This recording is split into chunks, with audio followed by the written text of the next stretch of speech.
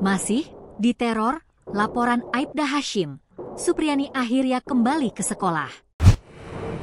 Guru honorer Supriyani akhirnya kembali ke sekolah tempat ia mengajar di SD Baito 4, Konawe Selatan, Sulawesi Tenggara, Sultra, pada Sabtu, 9 November 2024, siang.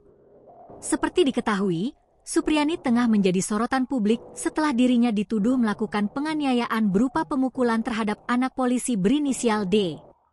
D merupakan anak dari Kanit Intel Polsek Baito, Aibda Wibowo Hashim. Supriyani dituduh memukul D dengan menggunakan sapu ijuk sebanyak 1 kali pada 24 April 2024 lalu. Kini, ia sudah ditetapkan menjadi terdakwa dan harus menjalani sidang di Pengadilan Negeri PN Andoolo, Kendari, Sulawesi Tenggara. Adapun Supriyani akan kembali menjalani sidang pada Senin, 11 November 2024 dengan agenda pembacaan tuntutan. Melihat kedatangan Supriyani, para murid langsung memeluk dan menyambut saat tiba di depan sekolah berdasarkan pantauan di YouTube Kompas TV.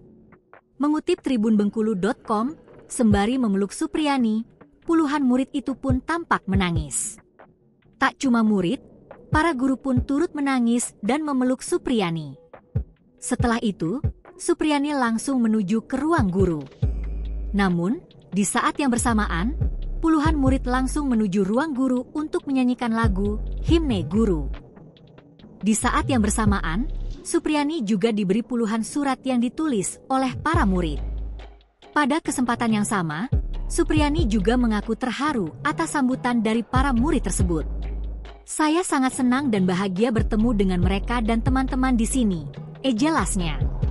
Supriyani juga menjelaskan maksud kedatangannya ke sekolah untuk mengikuti uji kinerja pembelajaran.